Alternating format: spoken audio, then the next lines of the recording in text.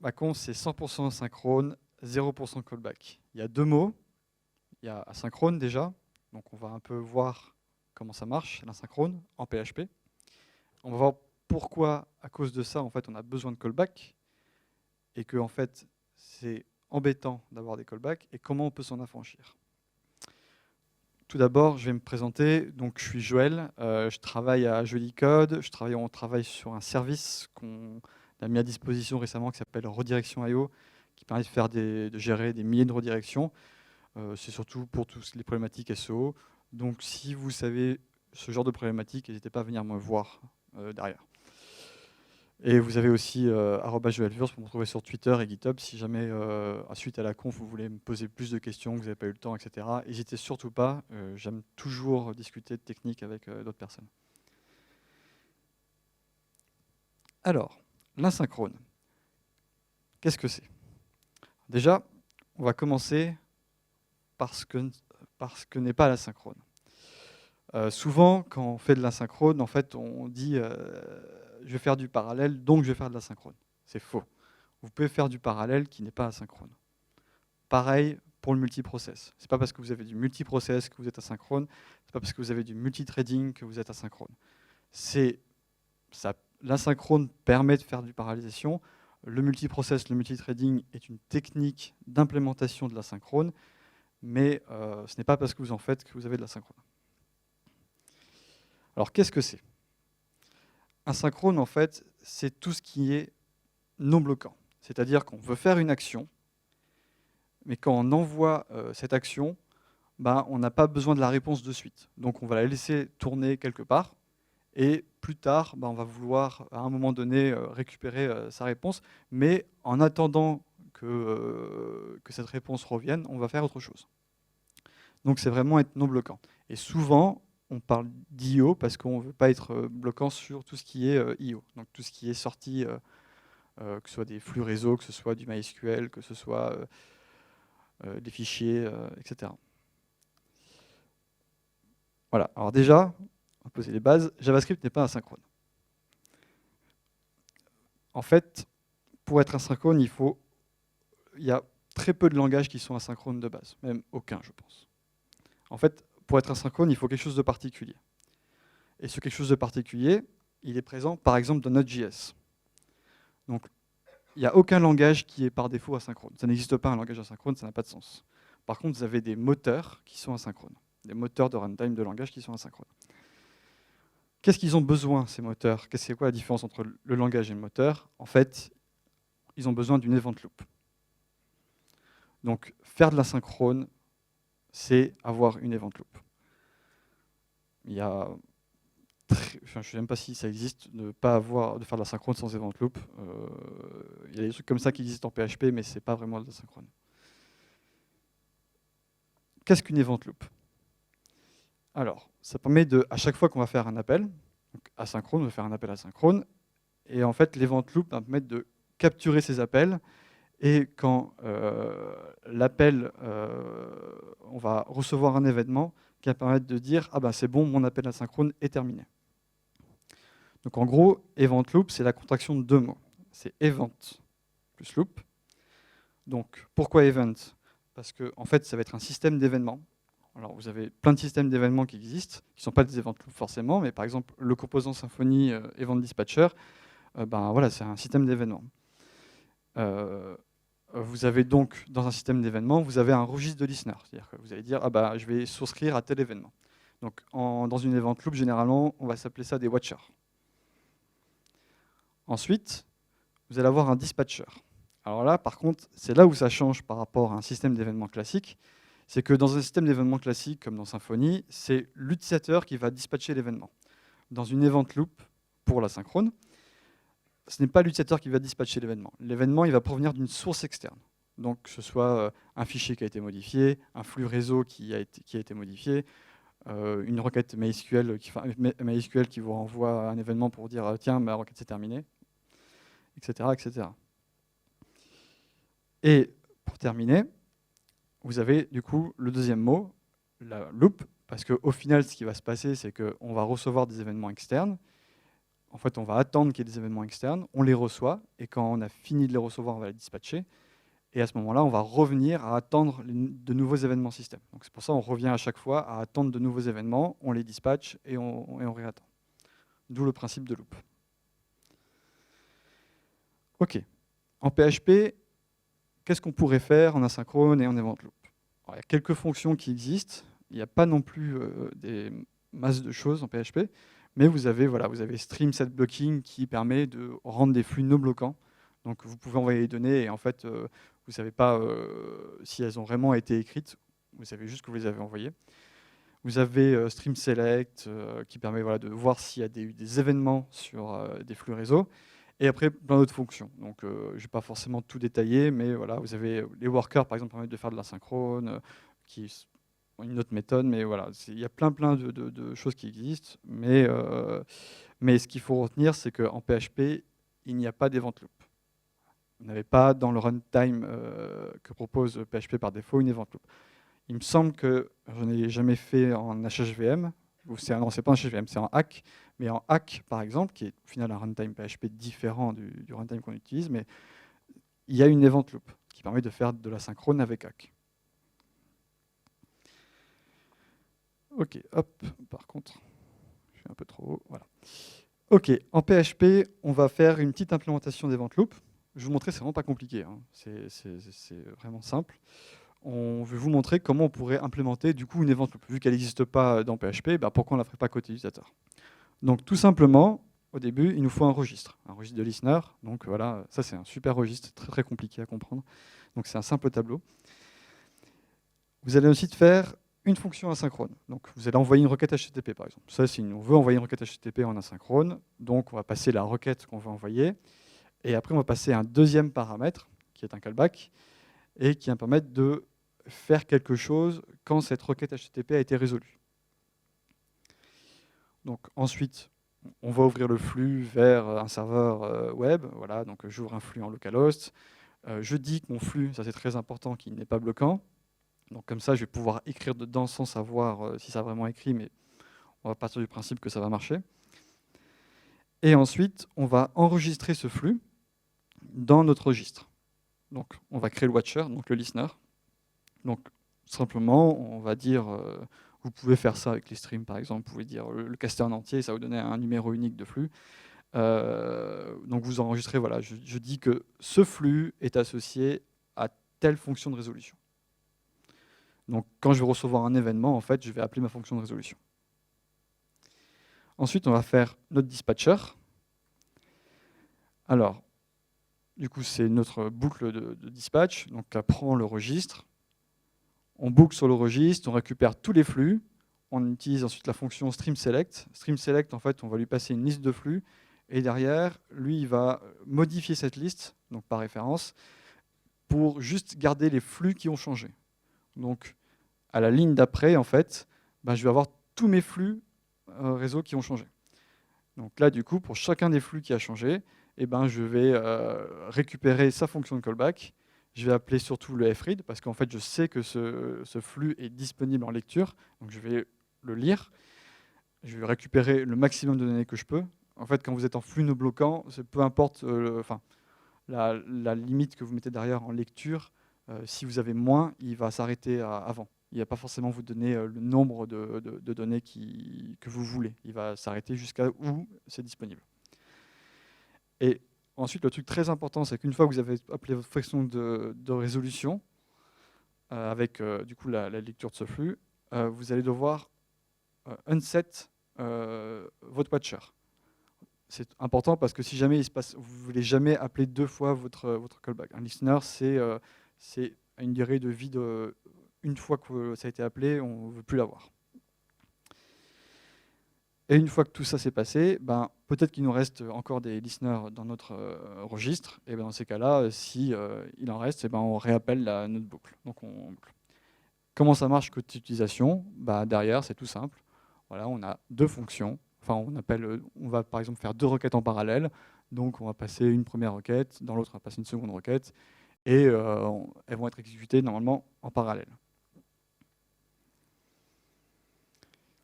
Donc ça, c'est pour l'event loop en PHP. Donc, Vous avez vu, on a passé des callbacks à notre méthode asynchrone. Du coup, pourquoi pas? Donc voilà, c'est 100% asynchrone, 100% callback. Qu'est-ce que ça pose comme problème d'avoir des callbacks?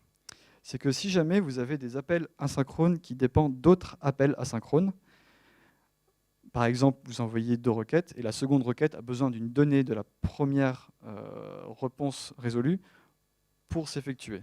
Ben, dans ces cas-là, vous allez avoir une imbrication de callback qui va être illisible, immaintenable. C'est vraiment une horreur. Surtout que quand on commence à faire de l'asynchrone, c'est tout qui devient asynchrone. Tous nos flux, que ce soit MySQL, que ce soit des fichiers, que ce soit les requêtes HTTP, que ce soit... enfin voilà, vraiment énormément de choses qui sont en IO qui passent asynchrone. Du coup, ça devient ingérable. Du coup, on va regarder un peu qu'est-ce qui se passe. Est-ce qu'il y a des choses qui existent déjà en fait en PHP qui nous permettraient d'éviter ces callbacks?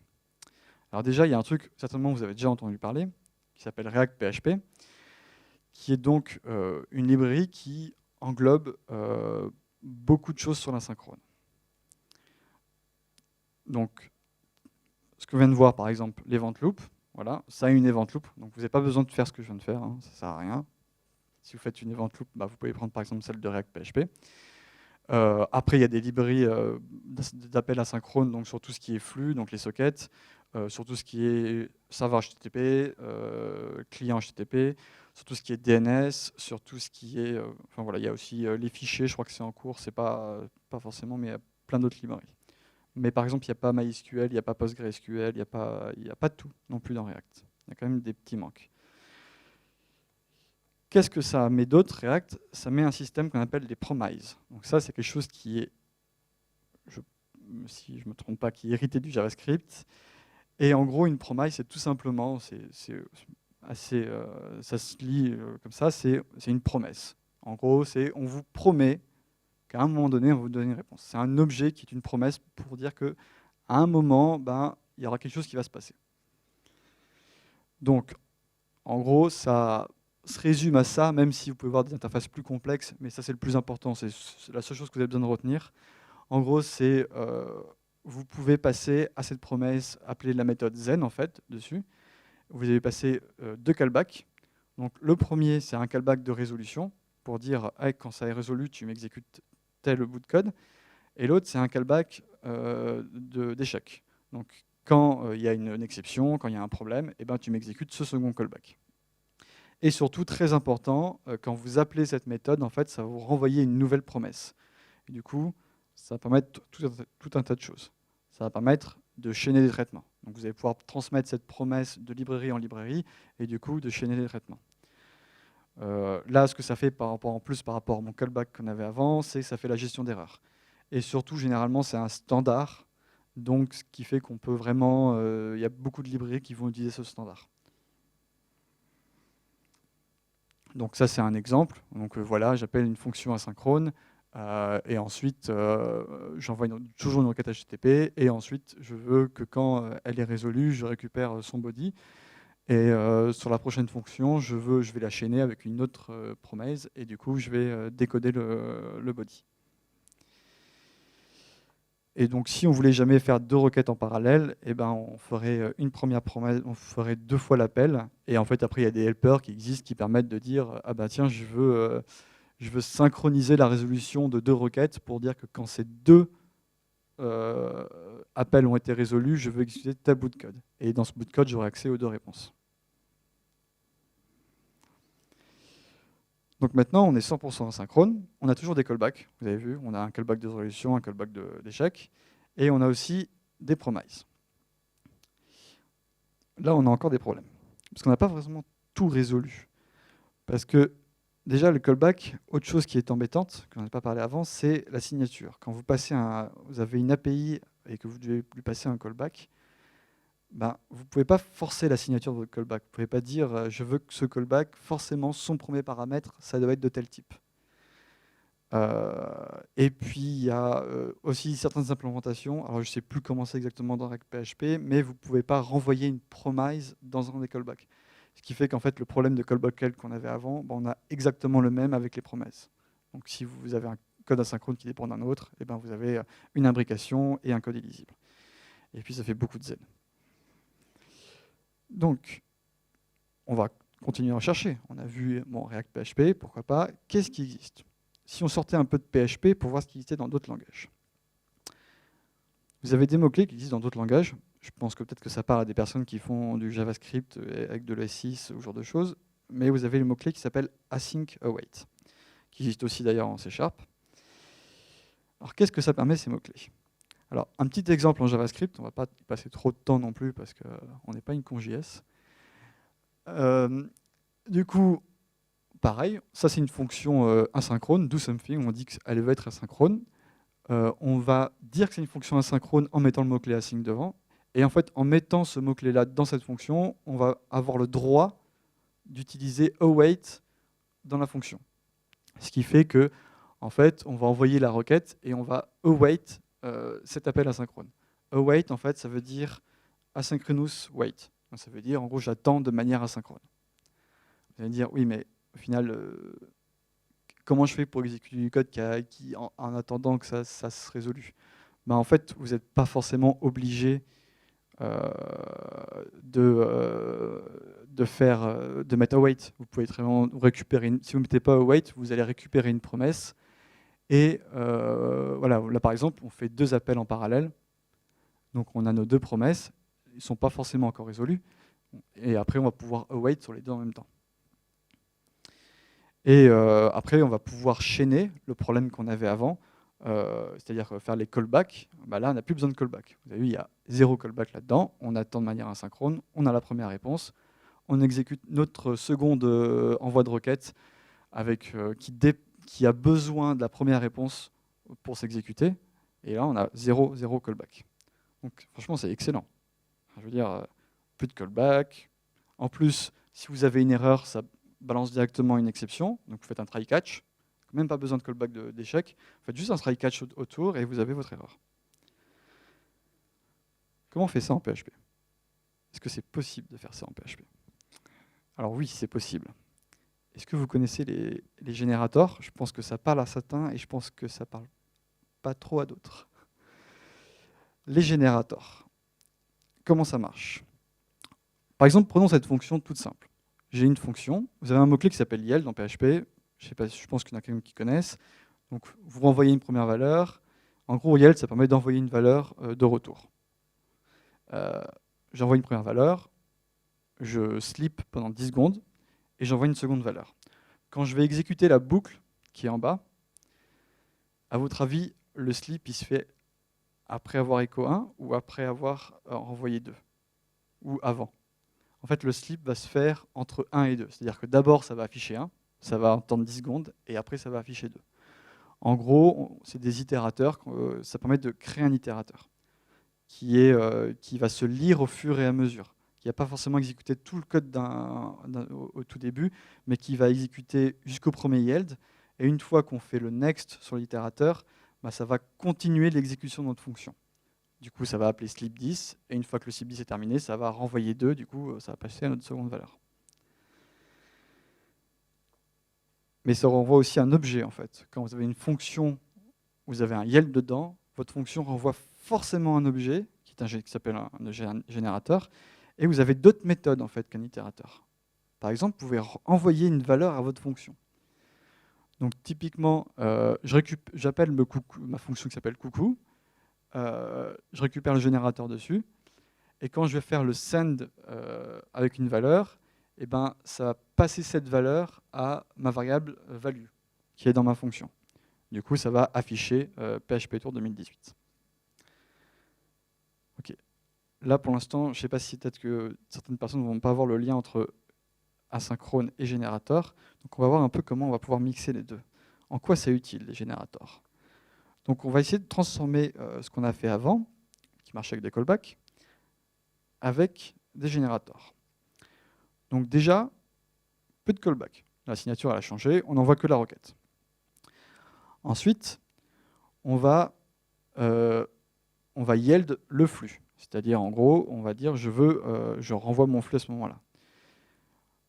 Et on va dire que quand je fais ça, en fait, je vais récupérer ce qui est l'une de mon flux, de manière asynchrone, dans la variable readed.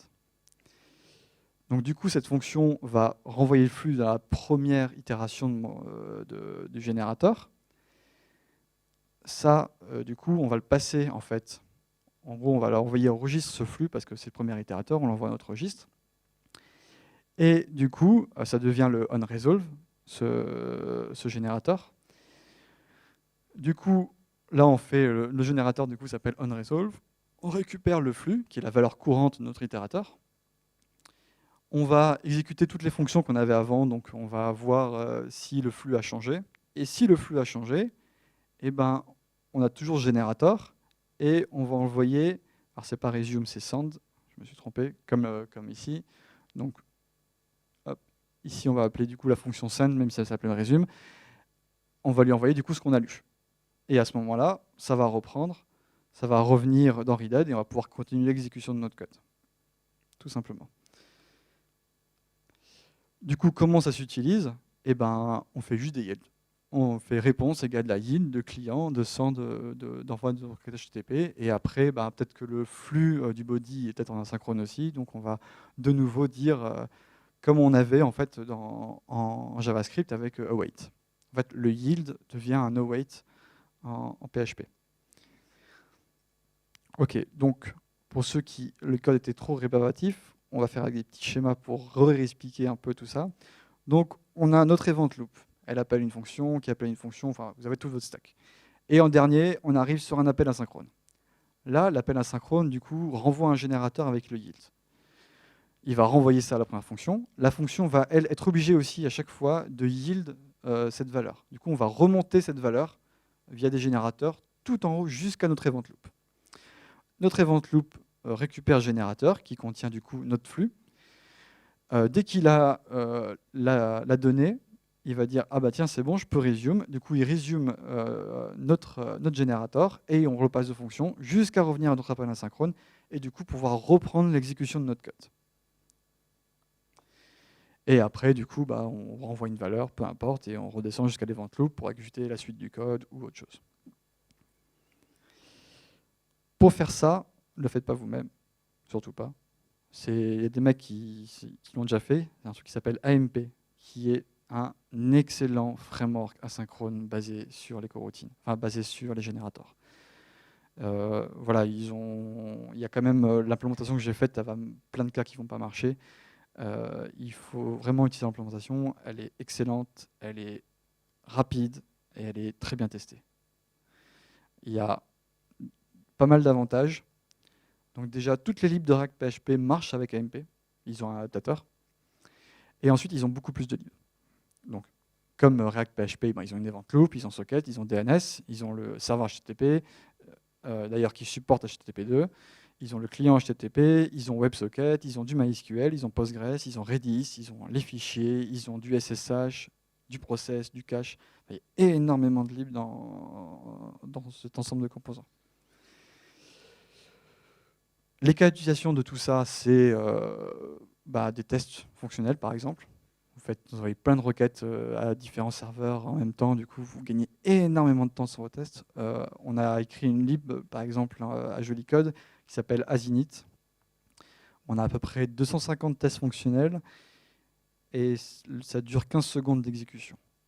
En sachant que chaque test fonctionnel fait entre moyenne 2 à 3 requêtes. Donc on a à peu près 750 requêtes HTTP et on exécute tout ça en 15 secondes. Parce qu'on fait full asynchrone avec cette lib-là et du coup c'est hyper rapide. Mais après il y a plein d'autres cas. Vous avez par exemple l'import de données, vous pouvez dire j'importe des données sur 2 tableaux en même temps. Je fais du déploiement aussi de vos applications sur plusieurs serveurs en même temps de manière asynchrone. Où j'exécute des requêtes des process en parallèle.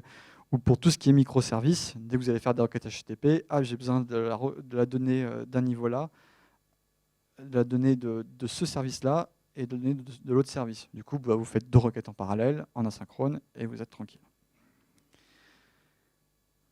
Donc, par exemple, voilà, 2 microservices avec 2 requêtes différentes. Vous récupérez du coup la première promesse, la seconde promesse. Parce qu'en fait, en gros, si vous n'utilisez pas yield, Ça va vous renvoyer, ils encapsulent le générateur dans une promesse. Ça, c'est dans AMP. Hein. Ils encapsulent du coup le générateur dans un autre objet. C'est plus facile pour eux. Et derrière, vous pouvez faire un yield sur un tableau. Ça marche très très bien avec AMP. Ça, ce code marche tout à fait. Et du coup, vous avez vos deux requêtes en parallèle. C'est super simple. En plus, c'est vraiment, pour faire une comparaison entre AMP et React, la première version de notre librairie asynchrone de tests fonctionnels était faite sur React PHP. J'ai divisé par 2 le nombre de lignes de code quand je suis passé à AMP. Parce qu'il y a moins de callback, moins de boilerplate, c'est vraiment plus simple à comprendre et plus simple à faire. Donc voilà, on est arrivé à 100% asynchrone, 0% callback. En fait, pas vraiment. On n'a pas fini.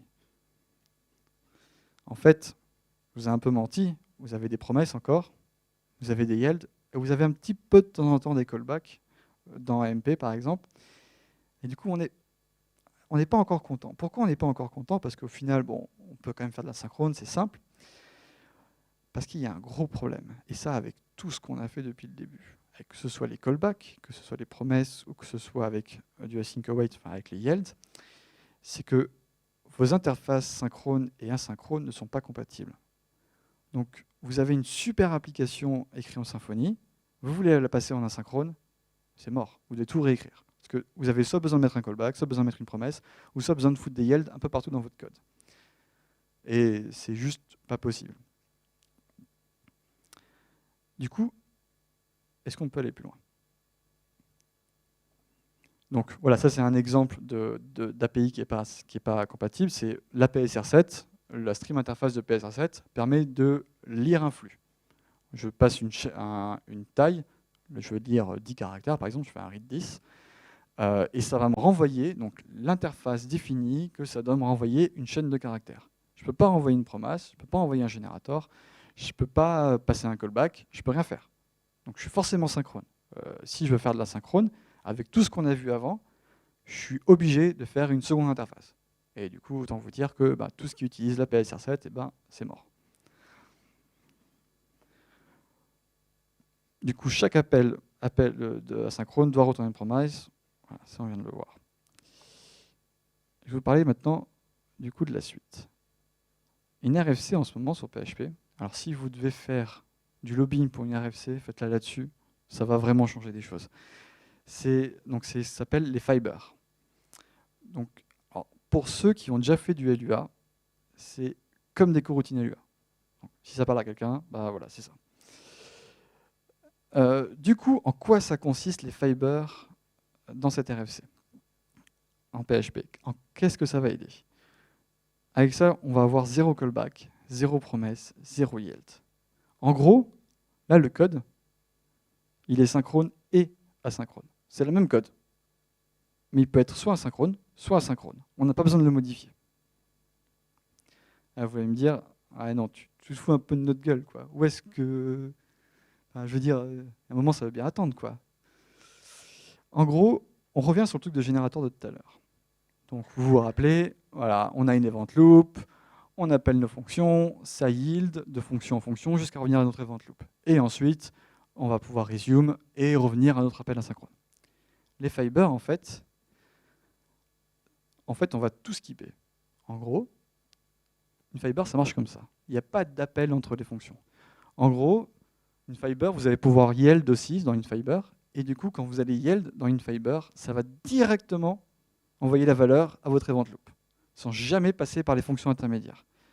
Ce qui fait qu'en fait, il n'y a pas de notion d'API là-dedans. Il n'y a pas de, en gros, j'appelle un truc qui va directement envoyer à mon event loop et qui va mettre en pause l'exécution de ma fonction.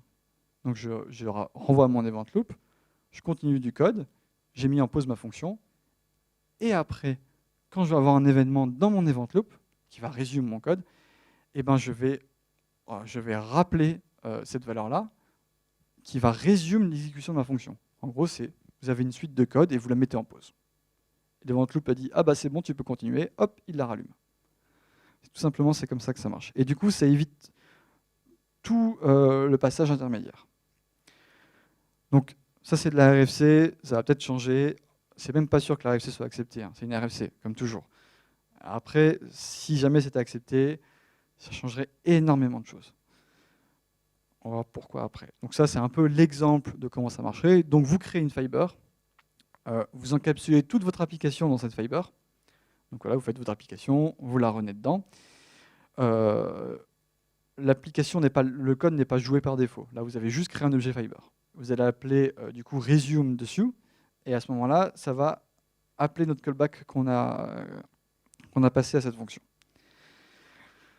Plus loin dans votre code, beaucoup plus loin, vous allez avoir plein de classes, de services et tout, et puis au bout d'un moment, tiens, un appel à une requête.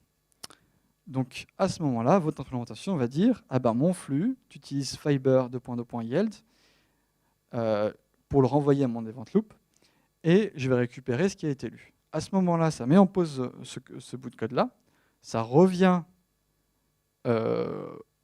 au début du moment où vous avez juste après que vous avez fait le fiber resume, ça récupère du coup le flux quand vous avez appelé fiber resume, et vous allez pouvoir lire le flux et du coup resume la fiber avec la nouvelle donnée. Et à ce moment-là, hop, ça va revenir dans votre fonction, la resume avec la donnée, la mettre dans la variable read, et vous allez pouvoir continuer votre traitement. Qu'est-ce que ça change? Ça change énormément de choses. Et que là, la PSR7, ça marche direct. Il n'y a pas besoin, on appelle directement l'event loop, l'event loop nous rappelle. Là, il n'y a plus de changement. Comme je vous ai montré tout à l'heure, le code était à la fois synchrone et asynchrone. Donc, être asynchrone, en fait, c'est juste un détail d'implémentation. Donc, si on a ça, doctrine asynchrone, aucun problème.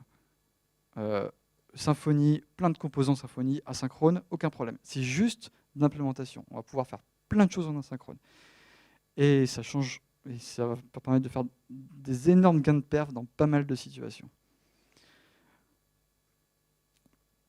Et donc voilà, on est arrivé à 100% asynchrone. On n'a ni callback, ni promise, ni yield. On a juste le même code qu'avant, sauf qu'on est asynchrone. Et du coup, c'est 100% asynchrone, 100% bonheur. Merci.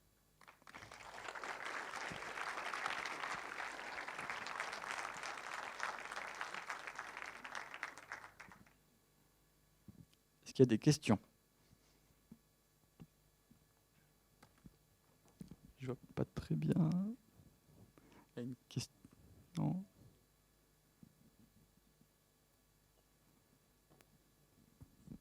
Est-ce que tu as pu tester Fiber? Oui, l'implémentation existe, elle n'est pas complète. Elle est pas. Il y a des trucs qui ne marchent pas, il y a des segfaults qui se passent dans certains cas.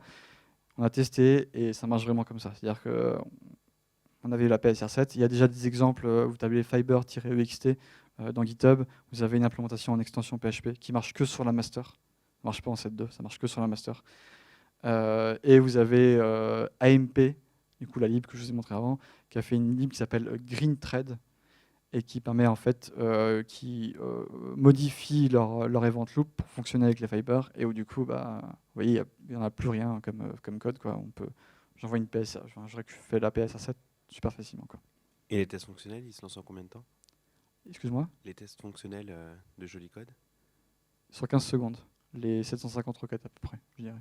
Donc il n'y a pas eu d'augmentation de performance, c'est juste au niveau du code ou Non, il n'y a pas de changement de performance. Non, très peu.